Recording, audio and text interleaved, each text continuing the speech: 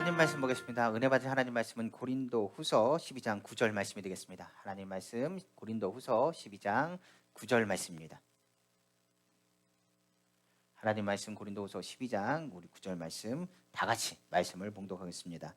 나에게 이르시기를 내 은혜가 내게 족하도다. 이는 내 능력이 약한 데서 온전하여짐이라 하신지라. 그러므로 도리어 크게 기뻐함으로 나의 여러 약한 것들에 대하여 자랑하리니 이는 그리스도의 능력이 내게 머물게 하려 함이라. 아멘. 사랑과 은혜가 풍성하신 주 하나님 아버지 감사합니다. 오늘 예수 그리스도의 보혈로 덮습니다. 머리부터 발끝까지 주의 보혈로 덮습니다. 주의 보혈로 덮은 그 자리마다 성령님 환영하고 인정하고 모시드리고 의지하오니 아버지 오늘도 주님의 은혜를 깨달아 알게 하여 주시고 주님의 은혜 안에 속한 자로서 아버지 주의 말씀을 들으며 주의 은혜 가운데 거하시도록 아버지 축복하여 주옵소서.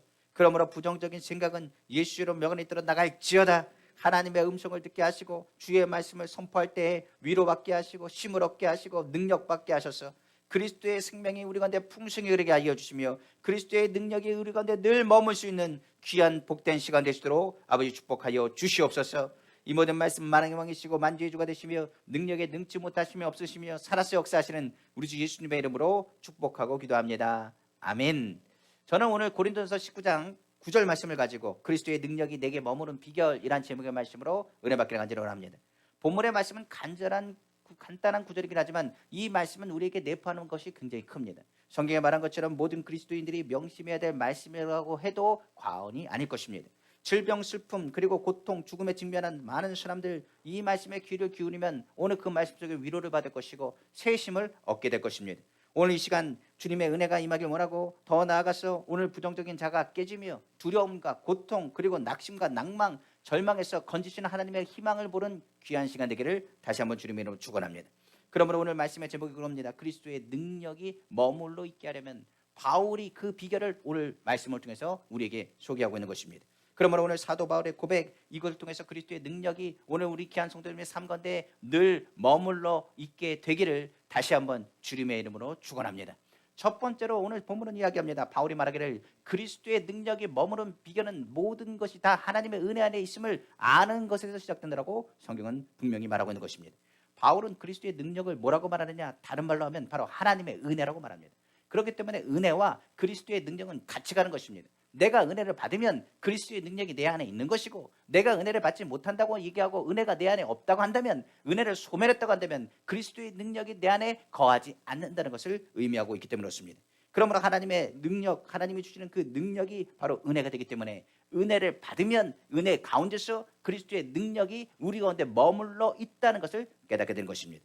그 하나님의 은혜에 대해서 바울은 그렇기 때문에 이렇게 얘기합니다. 바울은 바로 하나님의 은혜는 전적인 하나님의 택하심에서 있다고 말합니다. 그러니까 오늘 이 자리에 모인 것은 하나님의 은혜입니다. 그리고 더 나아가서 이 택하심을 통해서 하나님께서 말씀하신 것 너희는 이미 은혜를 받았음을 성경은 선포하고 있는 것입니다. 그러므로 하나님의 은혜는 그 은혜 가운데서 하나님의 능력이 되고 하나님의 능력을 뭐라고 하느냐? 하나님의 은혜 가운데 택하신 사람 하나님이 내 편이시다. 더 나아가서 그 은혜는 바로 우리의 만가지 자원이 된다고까지 말씀하고 있는 것입니다. 그러므로 주님이 우리의 편이 되시면 우리의 모든 요구와 우리의 모든 보호하심, 우리 지키신 모든 것이 그 은혜 가운데서 거하게 되는 것입니다. 그러므로 하나님의 은혜는 하나님의 모든 자원으로 우리의 신과 승리케 하신 하나님의 능력이 된다고 성경은 고백하고 있는 것입니다. 그런데 많은 사람들은 이렇게 기도합니다. 그 은혜를 받았습니다. 우리는 받았어요.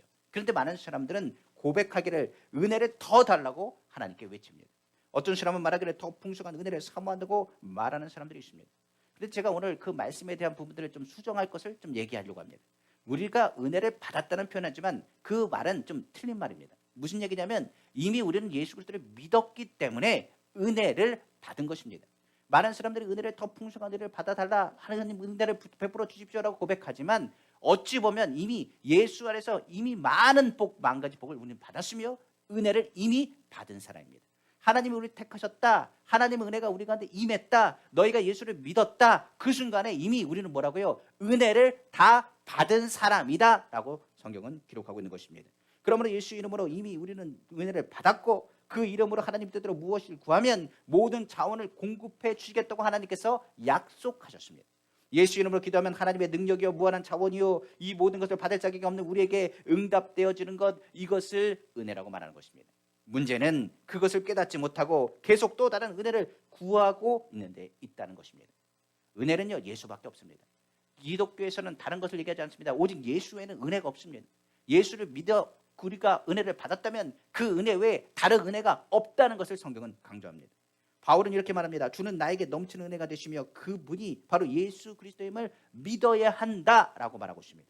바울은 또 얘기합니다. 나는 예수님 한 분만으로 만족합니다라고 말합니다. 그러니까 내가 족하다라는 얘기, 예수님 안에서 나는 예수 그리스도를 믿고 예수 그리스도를 섬기며 예수 안에 섬긴다는 그 모든 것이 내 안에는 그 은혜로 이미 풍성한 은혜를 받았다라고 고백하고 있는 것입니다.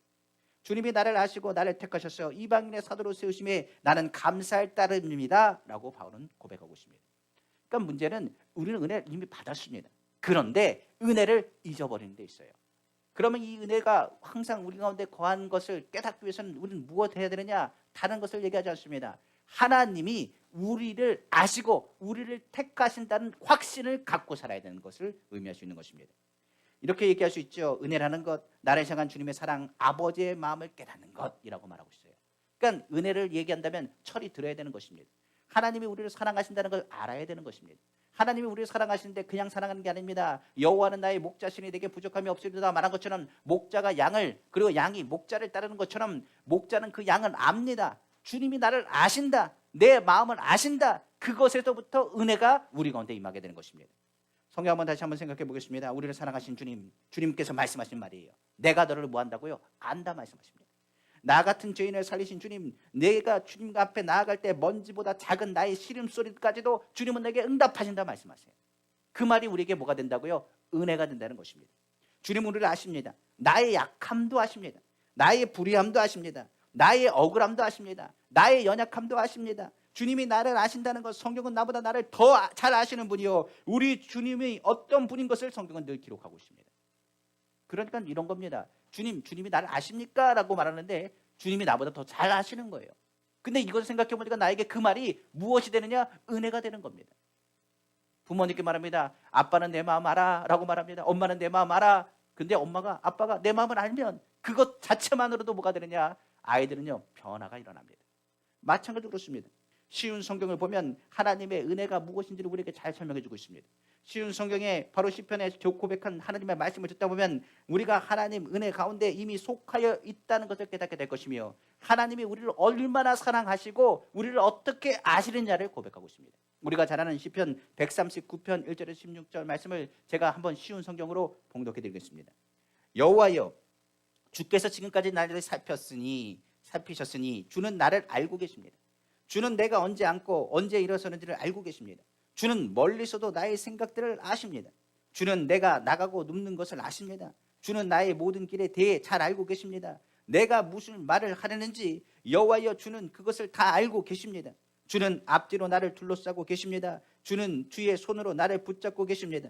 이것을 안다는 것은 내게 너무나 엄청난 일입니다. 그런 지식은 내가 알기에는 너무도 깊고 오묘합니다. 여기까지 이제 고백하고 있습니다.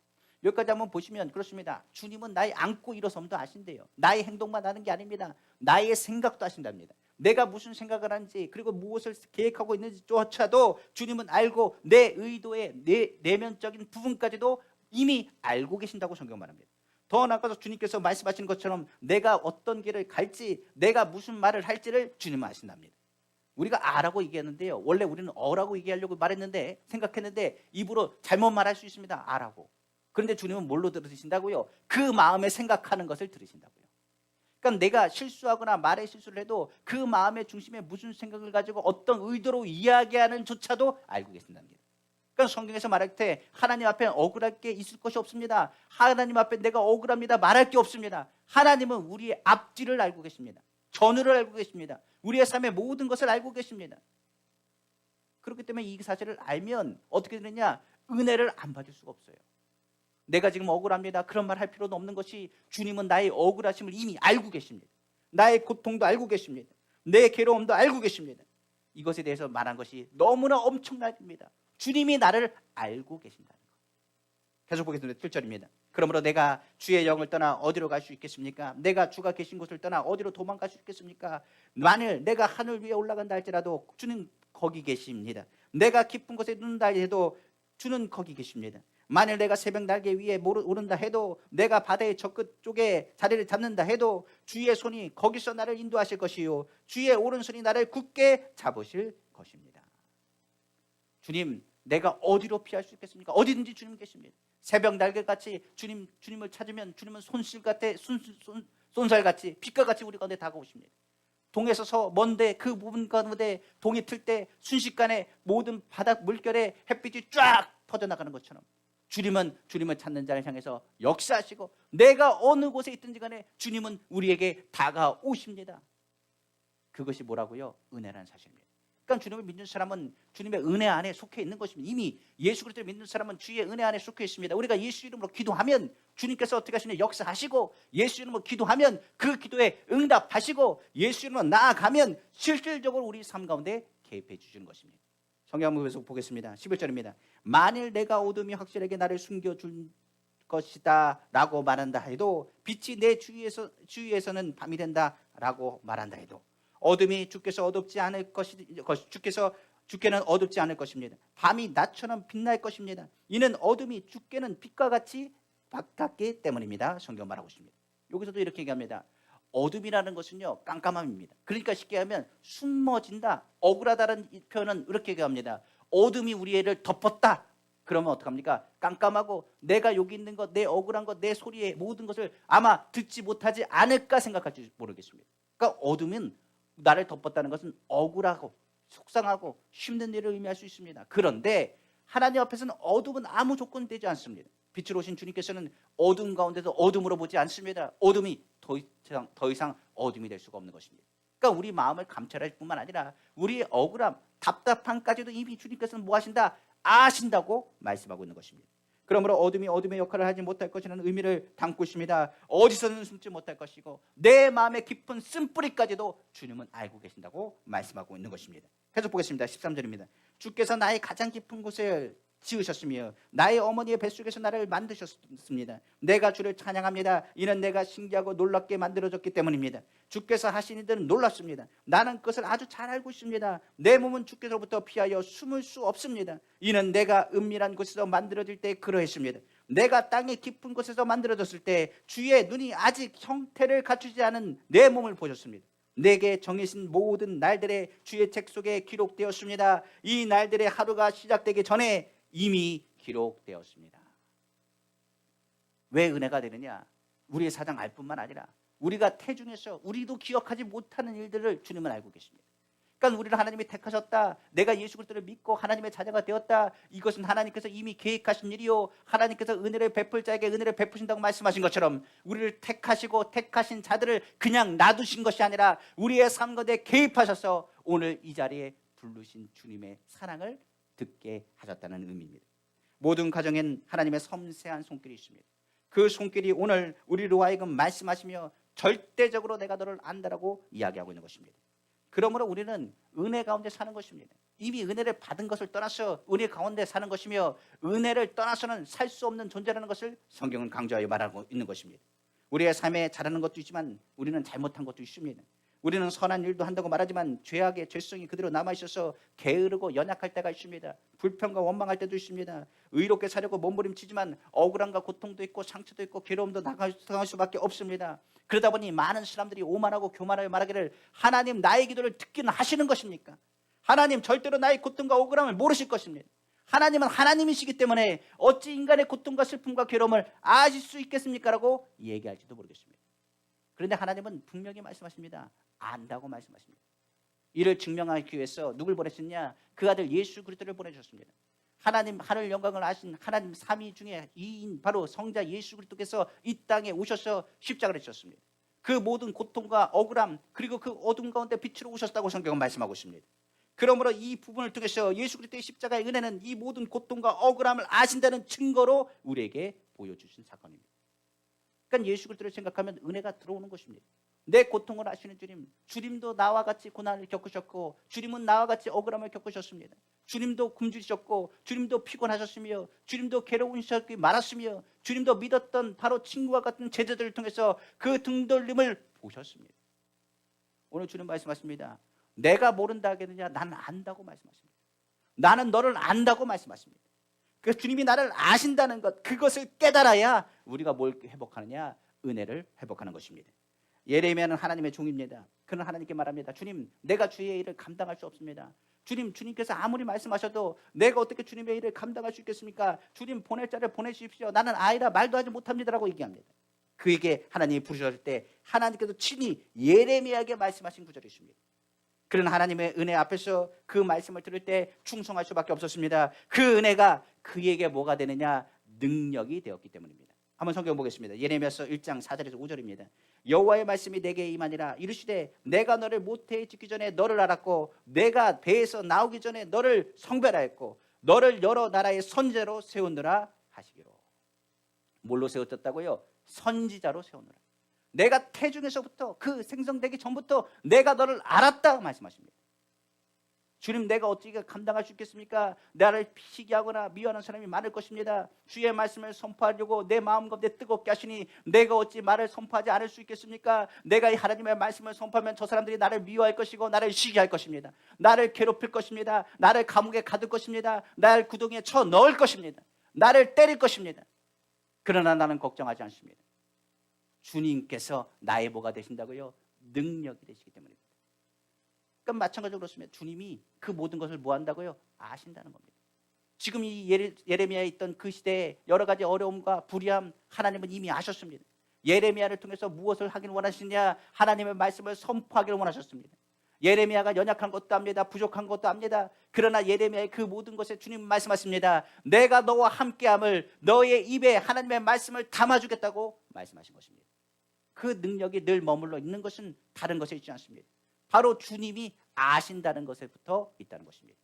우리도 속상한 일이 많이 있습니다. 그러나 주님은 아십니다. 태중에서부터 우리를 택하셨습니다. 우리는 알지 못하는 일도 주님은 아십니다. 그리고 우리를 붙잡으십니다.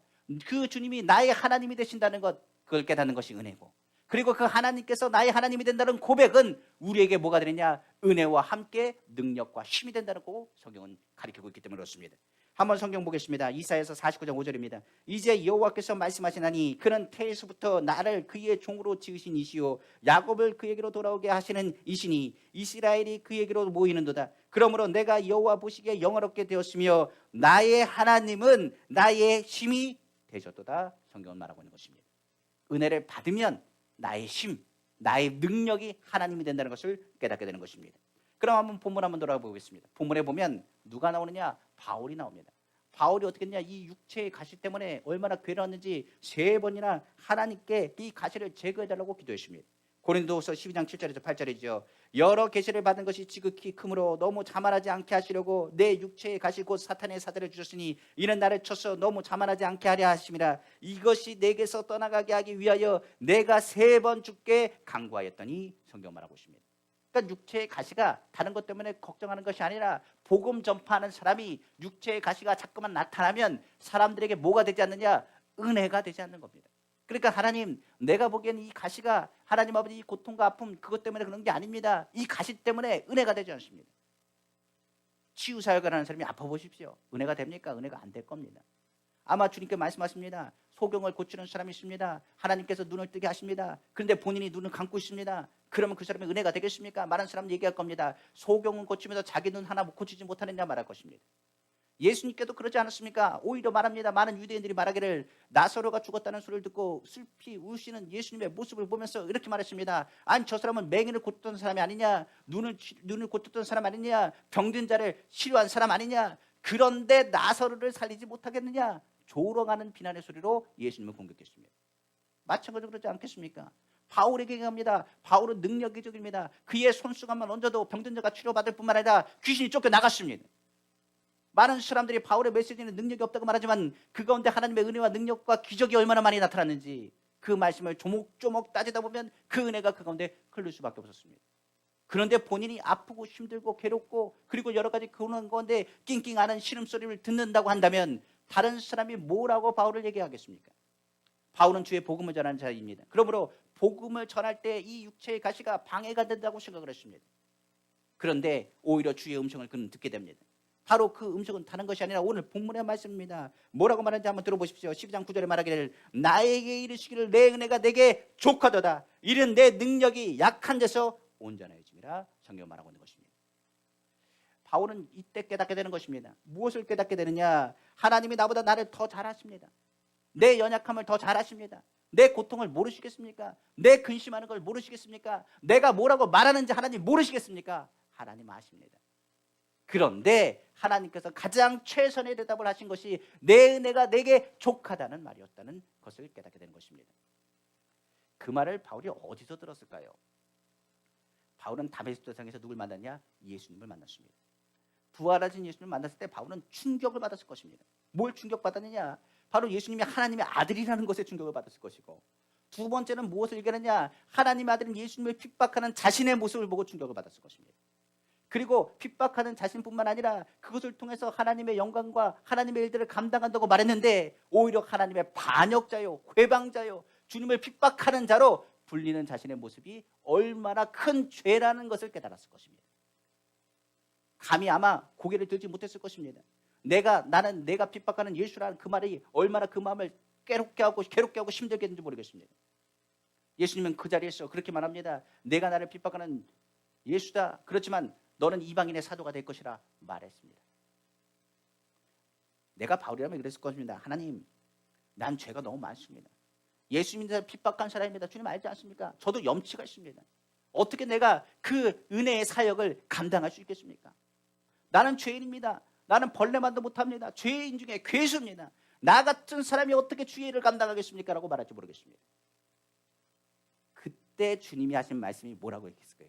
바로 내 은혜가 내게 족하다는 말입니다. 내가 아무리 큰 죄를 졌어도 내 은혜는 그 죄를 다 덮을 만큼 크다는 것입니다. 우리의 죄가 주홍같이 붉을지라도 양털같이 희게 하시는 것이 하나님의 은혜입니다. 우리의 생각에는 내 죄가 너무 큰 것 같습니다. 내가 잘못한 것이 너무 많습니다. 그런데 주님은 뭐라고요? 아십니다. 우리를 아시고요. 뭐라고 말씀하시냐? 걱정하지 말랍니다. 내 은혜가 내게 족하다는 말입니다. 오늘 본문도 그렇습니다. 주님께서 말씀하신 것처럼 복음을 전하는데 이 가시가 오히려 하나님의 영광을 가릴지도 모르겠습니다. 주님 말씀하십니다. 안다. 그런데 뭐가 족하다고요? 내 은혜가 내게 족하다는 말을 듣게 되는 것입니다.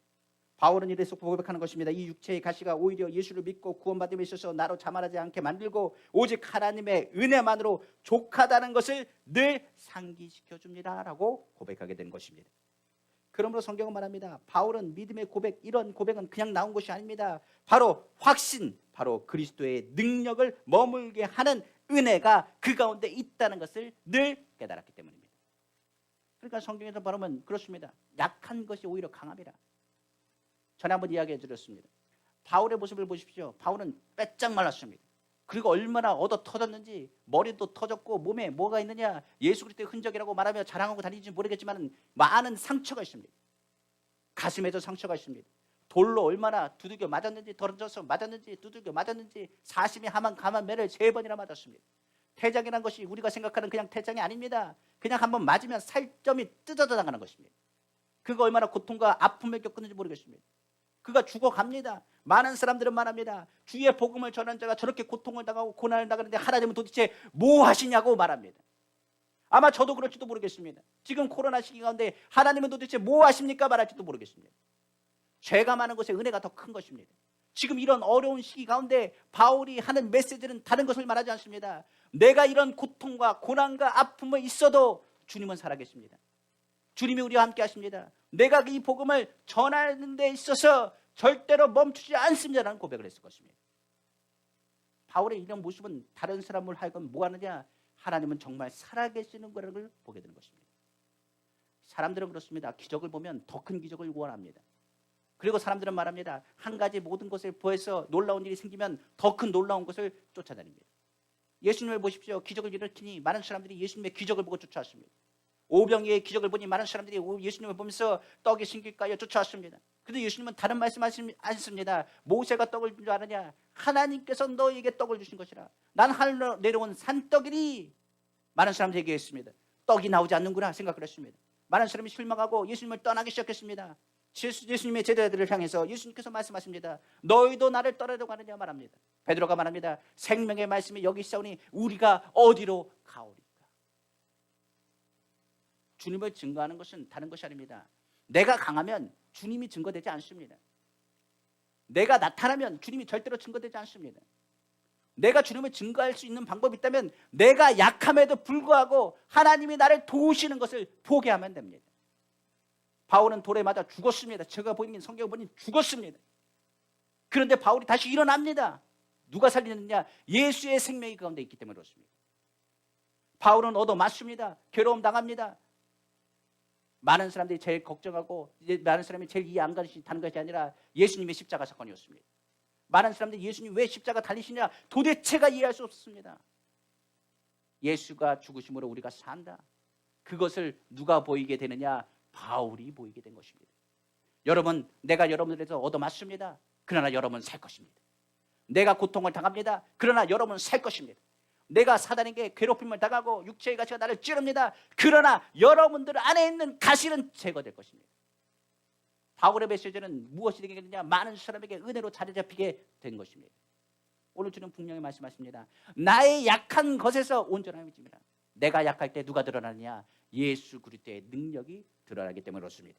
그러므로 그 확신 그리스도의 능력이 우리 가운데 머물기를 바울은 기도하며 기대했다는 사실을 우리는 기억해야 되는 것입니다. 그러므로 기억하십시오. 지금 어려움 가운데 있습니까? 주님 아십니다. 그리고 아실 뿐만 아니라 주님 말씀하십니다. 이제 내가 그 모든 것 가운데 하나님의 역사를 볼 때가 가깝다라고 말씀하실 것입니다. 두 번째로 그러므로 바울은 이렇게 얘기합니다. 그리스도의 능력, 그 능력에 머물기 위해서는 어떻게 해야 되느냐? 바울은 그 비결을 설명하기를 이렇게 얘기합니다. 확신이 있어야 되는데 확신은 바로 믿음이며 믿음은 무엇에서 나느냐? 들음에서 납니다.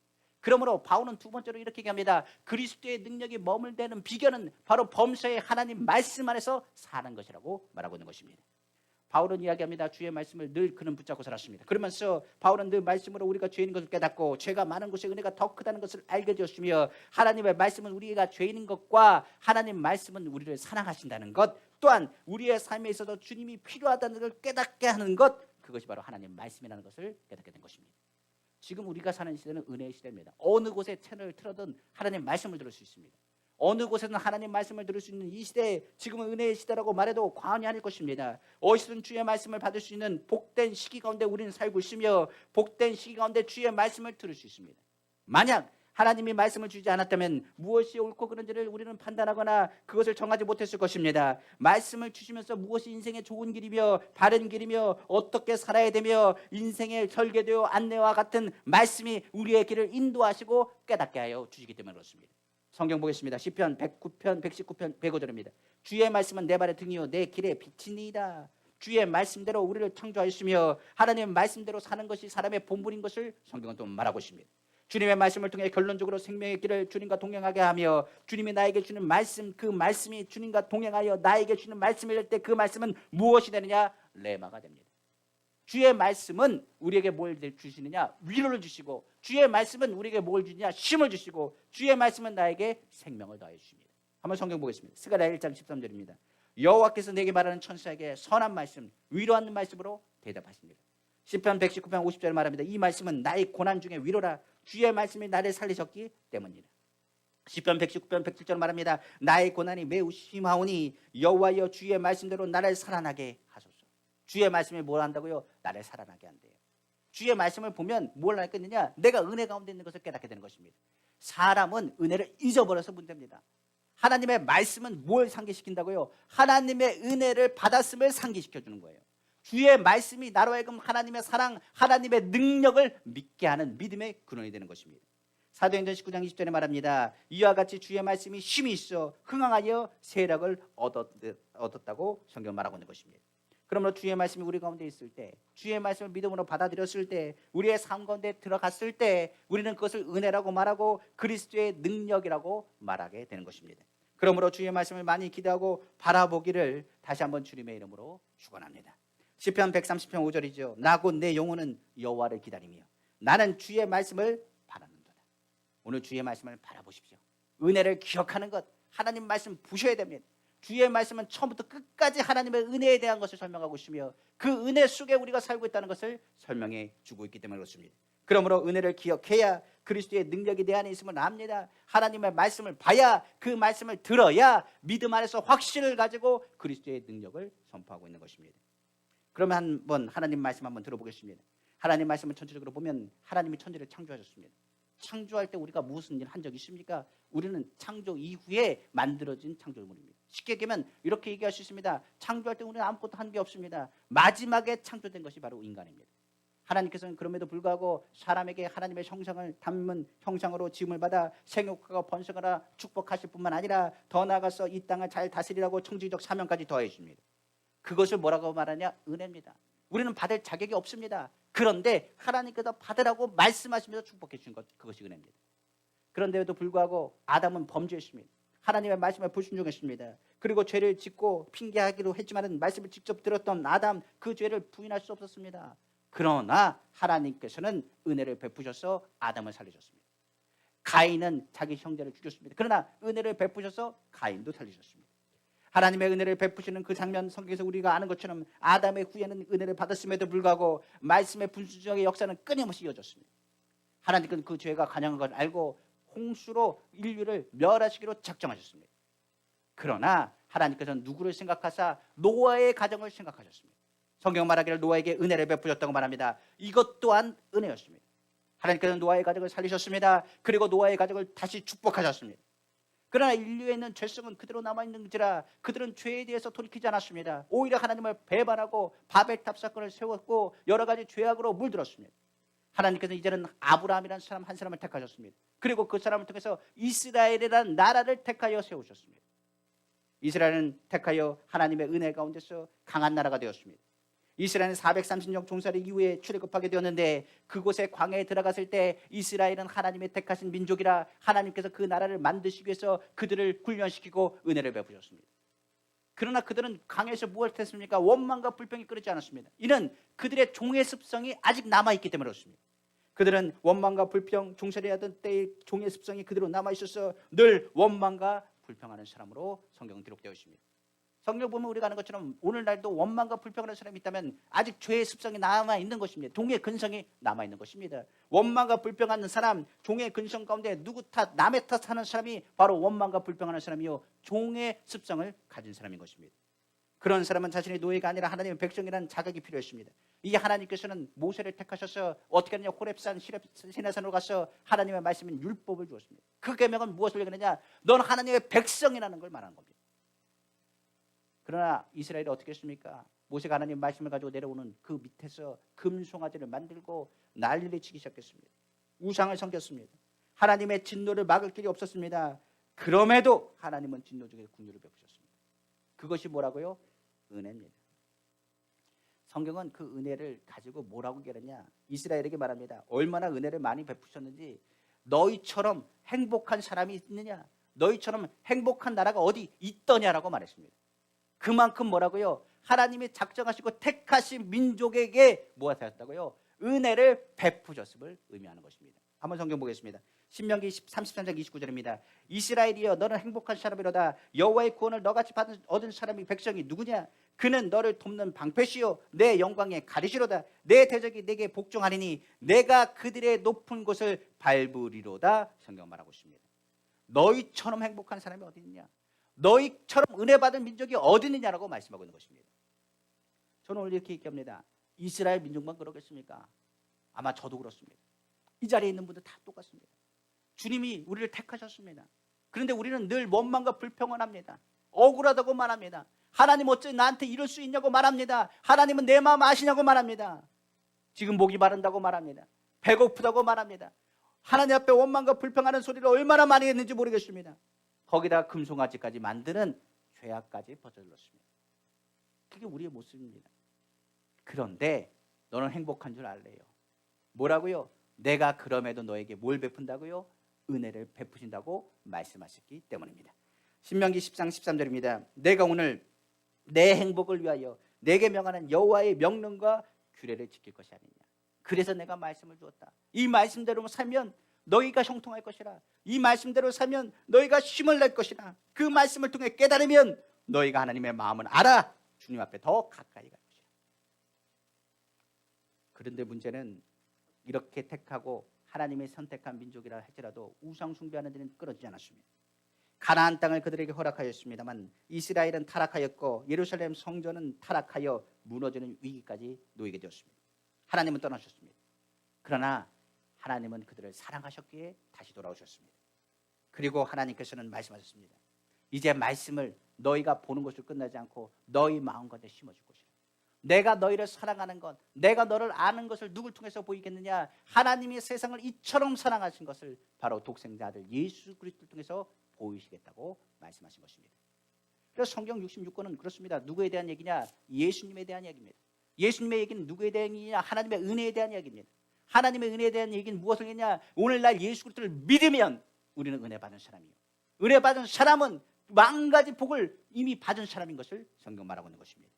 예수를 믿으면 은혜를 받고 예수를 믿으면 성령이 그리스도 안에 능력 안에 머물게 하셔서 더 이상 우리에게 말하기를 성령은 말합니다. 너는 죄의 종도 아니요 하나님의 자녀며 빛의 자녀답게 행해야 되지 않겠느냐라고 말씀하는 것입니다.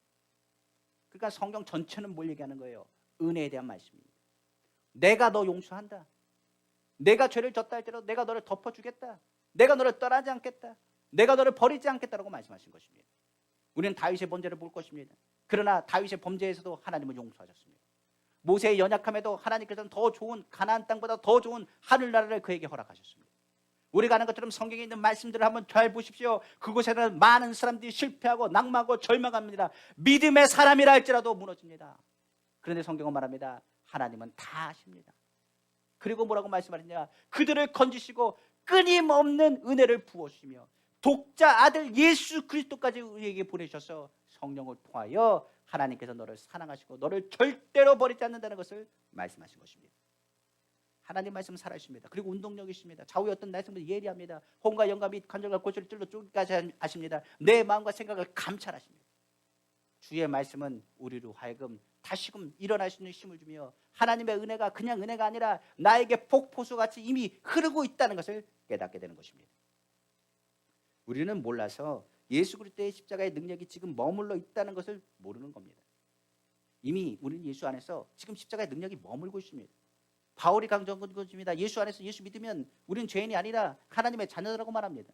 그러므로 이미 하나님의 자녀는 하나님 나를 유업으로 받을 사람이라고 말합니다. 그러나 사단은 뭐합니까? 계속 속이는 것입니다. 정말 하나님 자녀가 맞냐? 하나님의 은혜가 흐르냐? 하나님의 능력이 흐르냐? 우리가 말씀을 들음에도 불구하고 자꾸만 은혜를 까먹습니다. 잊어버립니다. 주님은 우리가 몰라서 망한다고 말합니다.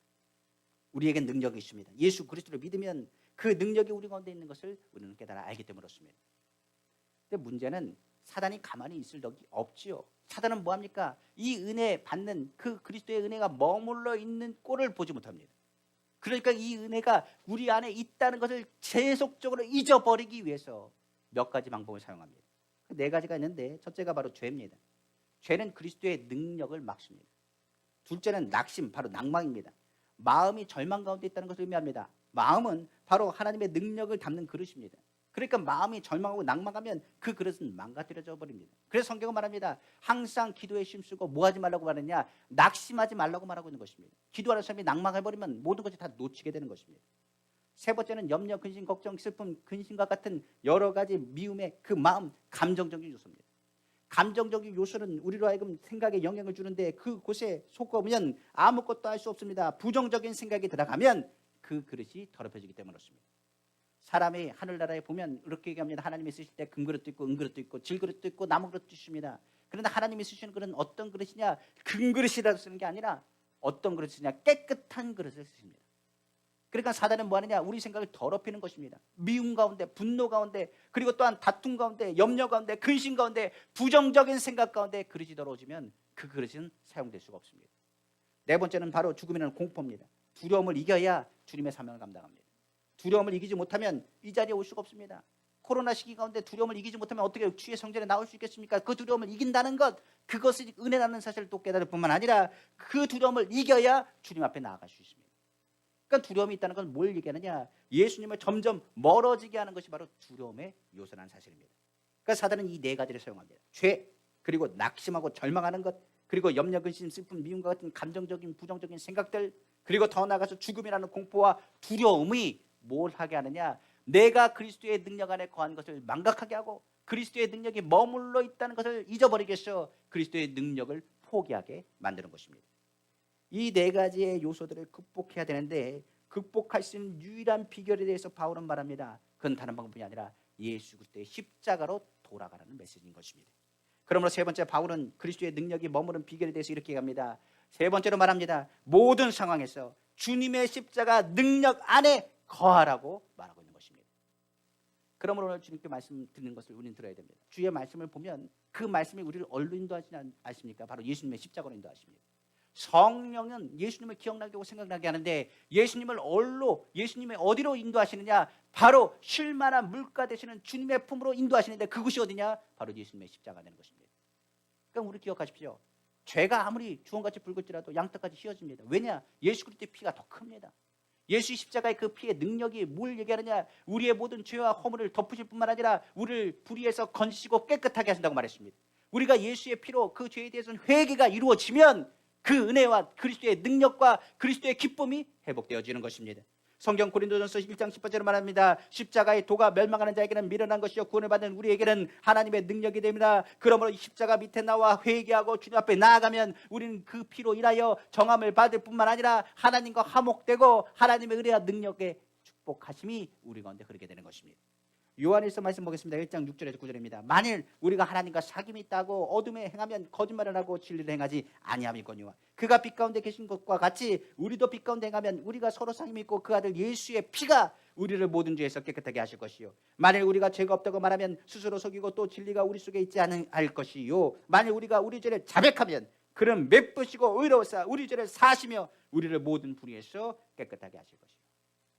에베소 2장 16절입니다. 또 십자가로 이 둘을 한 몸으로 하나님과 화목하게 하려 하심이라 원수된 것을 십자가로 소멸하시고 원수의 모든 세력을 멸하신 것이 십자가의 능력이 그 은혜만으로도 족한 것입니다. 그러니까 우리가 주의 말씀을 들으면 은혜를 깨달을 것입니다. 그 은혜가 이끌어가는 것이 바로 예수님의 십자가입니다. 성경을 제대로 보면 누굴 만나야 되냐? 예수님을 만나야 되는 것이고 성경책을 보고 하나님의 말씀에서 기도하면 우리 안에 무엇을 발견해야 되느냐? 예수 그리스도의 십자가의 은혜를 발견하는 것입니다. 예수께서 말씀하셨습니다. 우리의 죄를 위해서 십자가 지셨고 우리의 죄를 청산하셨다고 말씀하셨습니다. 그 주님이 말씀하십니다. 예수 이름으로 기도하면 너에게 뭐가 없다고요? 낭망할 일이 없다라고 말씀하십니다. 예수 믿는 사람이 왜 낙심한지 아십니까? 기도해도 응답이 없는 것 같아서 그래요. 우리가 하나님의 일들을 감당하고 하나님의 능력 안에 산다고 말합니다만 능력이 눈에 보이지 않습니다. 아무 역사가 나타나지 않는 거예요. 기도해도 변하지 않는 겁니다. 어제가 오늘 같고 오늘이 어제 같고 또 내일도 미래가 보이지 않습니다. 그럼 많은 사람들이 뭐 하느냐? 낭망하는 것입니다. 세상도 그런데 믿는 사람은 얼마나 더 낙심하고 낭망하겠습니까? 하나님이 어떤 분입니까? 천지를 창조하신 분 아닙니까? 하나님은 나를 아신다면서요. 주의 말씀에 나를 건지신다면서요. 그런데 내가 아무리 기도해도 변화되는 게 없습니다. 우리 가정에 달라지는 게 하나도 없습니다. 매일마다 똑같습니다. 많은 사람이 오늘날 하나님 말씀을 들을 때도 이렇게 얘기합니다. 하나님 말씀 다 똑같습니다. 하면 나옵니다. 많은 사람들이 은혜를 사모한다고 말하지만 은혜를 사모하기보다는 그 은혜를 값싼 은혜로 만들 때가 많이 있습니다. 낭망한다는 것이 바로 그런 의미를 담고 있는 것입니다. 성경에 보면 엘리야라는 사람이 있습니다. 이 사람이 얼마나 낙심했는지. 이 사람은 하늘에서 뭘 떨어뜨렸냐? 기도하면요 하나님께서 불을 내리게 하셨습니다. 그런데 문제는 여기 있습니다. 불 떨어질 때까지는 좋았습니다. 이스라엘이 막 열광하기 시작했습니다. 우리는 하나님만 섬기겠습니다 하고 말했습니다. 그런데 그 당시 있었던 여왕이었던 이사벨이 뭐라고 말했느냐? 엘리야 내가 가만 놔두지 않겠다고 말했습니다. 그가 생명의 두려움을 가지고 도망을 갔습니다. 그런데 성경에 보니 광야로 도망갔답니다. 근데 광야로 도망간 것은 왜 도망갔느냐? 죽음이 두려워서 도망간 게 아니라 죽여달라고 도망간 겁니다. 성경 한번 잘 보시면 죽여달라고 도망간 거예요. 그러면서 말한 것이 뭐냐? 내가 뭔가 좀 특별한 사람인 줄 알았습니다. 내가 세상을 변화시킬 줄 알았습니다. 그런데요 하늘에 불이 떨어졌는데 이스라엘은 변한 게 하나도 없어요. 그러니까 엘리야가 뭐라고 말하니까 얼마나 낙심됐는지. 내가 여태까지 많은 주의 종들 내가 좀 다를 줄 알았습니다. 내가 좀 특별할 줄 알았습니다. 그러나 내 조상들보다 내가 더 나은 것이 무엇인지 모르겠습니다. 낭망한 겁니다. 한번 성경 보겠습니다. 열왕기상 19장 1절에서 4절입니다. 아합이 엘리야가 행한 모든 일과 그가 어떻게 모든 선지자를 칼로 죽였는지를 이사벨에게 말하니 이사벨이 사신을 엘리야에게 보내어 이르되 내가 내일 이맘때에는 반드시 내 생명을 저 사람들 중 한 사람의 생명과 같게 하리라. 그렇게 하지 아니하면 신들이 내게 벌 위에 벌을 내림이 마땅한지라 한지라. 그가 이 형편을 보고 일어나 자기의 생명을 위해 도망하여 유다에 속한 브엘세바에 이르러 자기의 서한을 그곳에 머물게 하고, 여기서 보니까 그 형편을 알고 보고라고 되어 있어요. 자기 자신은 광야로 들어가 하룻길쯤 가서 한 노뎀 나무 아래 앉아서 자기를 죽기를 원하여 이르되, 그러니까 하나님 나 차라리 죽여달라는 겁니다. 나 죽고 싶습니다. 내가 지금 죽고 싶습니다. 하나도 변한 게 없습니다. 형편이 이전보다 나아진 게 하나도 없습니다. 이스라엘이 변화될 줄 알았는데 하나도 변화된 게 없습니다. 그러니 이렇게 고백합니다. 죽기를 원하여 이르되 여호와여 이제 됐습니다. 넉넉하오니 지금 내 생명을 거두시옵소서. 나는 내 조상들보다 낫지 못하니이다. 예수 믿는 사람이 가장 낭망할 때 하는 말입니다. 주님 차라리 나를 뭐 해달라고요? 죽여주십시오. 제가 이제 마포나 이제 사역을 할 때 그런 기도 많이 듣습니다. 뭐라고 들으냐? 차라리 나를 죽여주십시오. 아들을 위해서 기도했는데 아들이 변화되지 않고 사고만 씁니다. 그럼 그 어머니의 기도가 뭔지 아십니까? 하나님 차라리 저를 데려가 주십시오. 구역원들이 문제를 일으킵니다. 그럼 지역장이 항상 기도하는 내용일 겁니다. 주님 나를 지역장에서 내려놓게 하시든지 아니면 나를 좀 데려가시든지. 주의 종들도 기도할 때 그렇게 기도하더라고요. 주님 나 좀 죽여주십시오. 낙심하면 그럽니다. 낭망하면, 능력 있는 종도 낭망하면 뭐합니까? 주님 사람 다 똑같습니다. 내가 뭐라고? 차라리 나를 죽여주십시오. 이제 됐습니다. 우리도 많은 시련을 겪습니다. 그런데 하나님은 말씀하십니다. 내 은혜가 내게 족할 것이라. 자, 그러면 한번 본문의 바울의 한번 말씀을 통해서 이제 말씀을 한번 맞춰보겠습니다.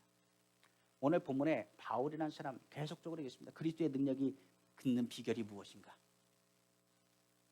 바울 낙심한 일이 없었을까요? 많았겠죠. 고통과 고난 가운데 있는 것이 많았습니다. 그도 주의 복음을 전하는데 억울하게 빌립보 감옥에 갇힙니다. 관원들이 그를 무참히 때리고 등줄기에는 피가 흘러내립니다. 그를 깊숙한 감옥 속에 작고를 채워 가두었습니다. 이런 일은 어떤 상황이라고요? 손발을 완전히 묶어버린 상황, 낙심할 수밖에 없는 상황입니다. 주의 복음을 전한 게 무슨 죄라고 그를 감옥에 넣고 완전히 그냥 흉악한 범죄자처럼 그를 묶었습니다. 사도행전 16장 23절 24절입니다. 많이 친 후에 옥에 가두고 간수에게 명하여 든든히 지키라 하니 그가 이러한 명령을 받아 그들을 깊은 감옥 가운데 옥에 가두고 그 발을 차고에 든든히 채웠더니. 이때 바울이 뭘 했을까요? 성경에 보면요 짤막하게 이야기하는데 바울이 이때 기도하고 찬양을 했대요. 왜 기도와 찬양을 했을까요? 저는 이걸 이해합니다. 사람이요 살고자 몸부림치면 살려달라고 외치는 겁니다. 마찬가지로 바울은 얘기합니다. 은혜가 떨어지지 않기 위해서, 은혜를 잊어버리지 않기 위해서 주의 이름을 부르짖었던 것을 확인할 수 있습니다. 주님의 보혈을 의지합니다. 주의 능력을 의지합니다. 지금 내 몸이 다 묶였습니다. 주님 감사합니다. 주님이 나를 다메섹 도상에서 나를 만나 주셨습니다. 나를 붙잡아 주셨습니다. 이 약한 것이 나에게 강함이요 이 약함을 통하여 온전히 주의 복음을 전하는 은혜의 장소가 될 줄로 믿습니다. 바울은 상황을 가리지 않았습니다. 오히려 그것이 은혜의 장소가 되기를 위해서 기도하고 찬양하기 시작했습니다. 성경은 이렇게 얘기합니다. 그 찬양 소리에 많은 사람들이 은혜 받기 시작했는데 죄인들이 찬양을 들었다고 기록되고 있습니다. 그러니까 찬양과 기도를 들었대요. 죄인들은 어떤 사람들이냐? 흉악한 범죄자들입니다. 그때 갑자기 지진이 일어나고 땅이 흔들리더니 옥문이 열리고 작고가 풀리게 되었습니다. 순간 잠들었던 간수가 깨어 일어납니다. 그리고 옥문이 열리고 작고가 풀린 것을 보고 뭐라고 생각했냐? 다 도망갈 줄 알고 절망하게 되어 살 힘이 없어 자결하려고 했다라고 성경 말합니다. 이 당시에 로마법이 그렇습니다. 생명은 생명으로입니다. 그러니까 쉽게 하면 한 범죄자가 도망갔으면 어떻게 되느냐? 그 범죄자 중에 자기 목숨을 내놔야 됩니다. 만약 그 사람이 자기 목숨을 내놓지 않고 그것을 목숨 걸고 지키지 않았다는 것을 알게 되면 어떻게 되느냐? 그 사람만 죽는 게 아니라 그 사람의 가족 모두가 죽습니다. 그러니까 이 사람은 얘기합니다. 분명히 도망갔는데 내가 자고 있었습니다. 내가 충성되게 감당하지 못했기 때문에 내가 목숨을 여기서 끊지 않으면 내 목숨 구제하겠다고 한다면 나만 죽는 게 아니라 누구도 죽는다고요? 가족까지 다 죽어요. 그러니까 최선의 방법은 뭐냐? 내가 죽어야 가족이 사는 겁니다. 그래서 칼을 들어서 죽으려고 했던 것을 우리는 성경 통해서 알 수 있는 것입니다. 그때 바울은 이렇게 합니다. 우리가 다 여기 있으니 죽지 말라고 외칩니다. 이는 감옥에 있던 모든 죄수가 모두가 바울의 그리스도의 능력이 흐르는 찬양 소리의 은혜를 받고 아무도 도망간 사람이 없었기 때문이었다고 성경 말하고 있습니다. 여기 놀랍지 않습니까? 아무도 안 도망갔대요. 죄인이 어떤 사람이가 죄진 중에 충악한 사람 많습니다. 그러니까 여기서 말한 것처럼 바울처럼 억울한 사람도 있겠지만 죄 지은 사람이 양심이 어디 있습니까? 사람을 사기치거나 때리거나 그리고 괴롭혔던 사람이 양심이 어디 있겠습니까? 문이 열렸습니다. 잡고가 풀렸습니다. 그런데 한 사람도 도망가지 않았다니요. 그리스도의 능력이 바울 가운데 있어서 그들의 모든 마음을 잡아놨던 것을 확인할 수 있습니다. 지금 간수는 지금 낙심하고 절망하고 있습니다. 아까 얘기한 것처럼 낭망하고 절망하면 죽으려고 한다는 것을 우리는 알 수가 있습니다. 그러나 오히려 그 간수에게 말합니다. 주 예수를 믿으십시오. 그리하면 그 가정이 구원을 받습니다. 이야기하며 오히려 예수의 복음을 전하고 오히려 그에게 희망의 메시지를 전하는 바울의 메시지를 성경은 말하고 있는 것입니다. 한번 보겠습니다. 사도행전 16장 25절에서 32절입니다. 한밤중에 바울과 실라가 기도하고 하나님을 찬송하며 죄수들이 듣더라. 이에 갑자기 큰 지진이 나서 옥토가 움직이고 문이 곧 다 열리며 모든 사람이 메인 것이 다 벗어진지라. 간수가 자다가 깨어 옥문인들이 열린 것을 보고 죄수들이 다 도망간 줄로 생각하고 칼을 빼어 자결해 하거늘 바울이 크게 소리질러 이르되 내 몸을 상하지 말라. 우리가 다 여기 있노라 하니 간수가 등불을 달라고 하며 뛰어들어가 무서웠다며 바울과 실라 앞에 무릎 엎드리고 그들을 데리고 나가 이르되 선생들이여 내가 어떻게 하여 구원을 받을 수 있습니까 하거늘 이르되 주 예수를 믿으라. 그리하면 너와 내 집이 구원을 받으리라. 주의 말씀을 그 사람과 그 집에 있는 모든 사람에게 전하라. 바울이 거기서 뭘 봤을까요? 내 은혜가 내게 족하다. 감옥에서 내 은혜가 내게 족하다. 예수님 찬양, 예수님 찬양, 예수님 찬양합시다. 나의 죄를 씻기는 예수의 피밖에 없습니다. 예수의 그 보혈 십자가의 능력이 우리 가운데 있으면 어떤 상황도 하나님의 은혜의 도가니가 되며 그 자리에 나를 괴롭히고 다치게 하고 힘들게 했던 원수마저도 주님 앞에 돌아오는 하나님의 기적과 역사가 나타나는 게 되는 것입니다. 성경은 예수님의 제자들을 향해서 이렇게 말했습니다. 근심하고 있는 그들을 향해서 말하기를 요한복음 14장 1절 6절에 너희는 마음에 근심하지 말라. 하나님을 믿으니 또 나를 믿으라. 예수께서 이르시되 내가 곧 길이요 진리요 생명이니 나로 말미암지 않고는 아버지께로 올 자가 없느니라. 바울이 본 것은요 예수 그리스도의 십자가의 승리를 봤습니다. 그러므로 감옥에 갇힌 것은 내 몸에 예수 그리스도의 흔적이요 이것은 뭐가 되느냐 내가 주님과 함께 죽고 내가 주님과 함께 사는 비결인 것을 깨달았던 것입니다. 그러므로 우리 성도님들에게 이야기합니다. 주님의 십자가로 돌아가십시오. 두려워하면 뭐합니까? 내 마음에 합하지 않습니다. 코로나 시기에 많은 사람은 신앙생활에도 두려움으로 인하여 주춤하게 됩니다. 우리 가운데 두려움이 싹트게 되면 주님 앞에 나아가는 것조차도 주춤하게 됩니다. 그러다 보면 결국 그리스도의 능력에서 멀어지게 됩니다. 바울은 늘 이것을 마음에 두고 있었기 때문에 두려울 때마다 주님을 생각했습니다. 예수 그리스도를 바라보며 선한 싸움을 다하고 달려갈 길을 마치고 믿음을 지키고자 몸부림쳤습니다. 그는 이렇게 메시지를 선포합니다. 우리가 아는 말씀입니다. 갈라디아서 2장 20절입니다. 내가 그리스도와 함께 십자가에 못 박혔느니 그런즉 이제는 내가 사는 것이 아니요 오직 내 안에 그리스도께서 사시는 것이라. 이제 내가 육체 가운데 사는 것은 나를 사랑하사 나를 위하여 자기 자신을 버리신 하나님의 아들을 믿는 믿음 안에서 사는 것이라.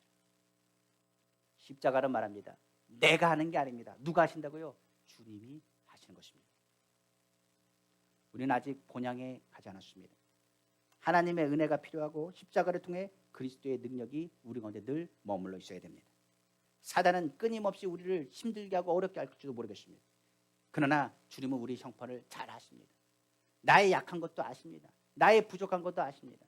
그래서 예수 그리스도를 우리에게 보내주신 것입니다. 주님은 우리 가운데 성령으로 오늘도 말씀하십니다. 내가 너와 함께 할 것이라. 낙심하지 말아라. 낭망하지 말아라. 두려워하지 말아라. 내가 십자가를 단단히 붙잡고 승리하길 원한다고 말씀하십니다. 오늘 말씀 안에서 성령 안에서 그리스도 안에서 그 풍성한 그리스도의 능력에 늘 머물러 하나님 나라의 소망을 이뤄나가시고 승리를 맛보시는 우리 성도님 다 되시기를 다시 한번 주님의 이름으로 축원합니다. 기도하겠습니다. 사랑해 주 하나님 아버지 감사합니다. 오늘 주의 말씀 우리가 들었습니다. 맞습니다. 주님 내가 약해도 아버지는 오늘 주님이 강하시면 아버지 그걸 통하여 하나님의 영광이 드러나는 것입니다. 아버지 많은 사람들이 교만하고 오만하여 잘못된 길을 갑니다. 하나님이 필요 없다고 말합니다. 아닙니다. 속는 것입니다. 우리는 주님이 필요합니다. 주님이 도와주셔야 됩니다. 주님이 붙잡아 주셔야 됩니다. 오늘 부정적인 생각과 낭만과 절망과 두려움을 주는 모든 것들은 예수의 명을 떠나 나갈지어다. 하나님 우리 두려움 아십니다. 우리 괴로움 아십니다. 지금 여기 있는 사람 중에 억울한 사람도 있습니다. 그 억울함도 아십니다. 그러나 오늘 십자가의 그 보혈로 우리를 덮으시고 싸매시며 말하기를 내가 너를 사랑하며 내가 너를 절대로 버리지 않을 것이라. 나의 의로운 손으로 너를 붙들 것이라. 내가 너를 축복할 것이라. 너는 하나님의 자녀다. 너는 빛의 자녀답게 살라. 때가 되면 이룰 것이라. 하나님, 우리는 천국을 바라보고 사는 사람입니다. 아버지 하나님, 하나님 나라 소망을 가고 끝까지 승리하는 우리 은빛교회 귀한 성도님 다 될 수 있도록 오늘도 축복하시고 인도하여 주옵소서. 이 모든 말씀 만왕의 왕이시고 만주의 주가 되시며 능력에 능치 못하시며 없으시며 살아서 역사하시는 우리 주 예수님의 이름으로 축복하고 기도합니다.